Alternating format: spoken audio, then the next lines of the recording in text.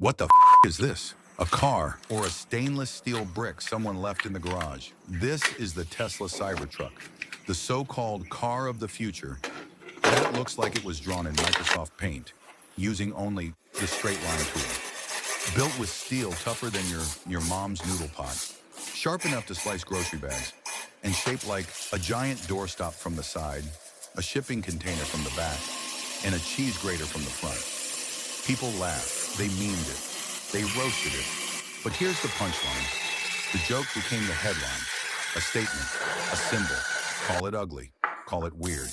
It still turned into one of the boldest moves in car history.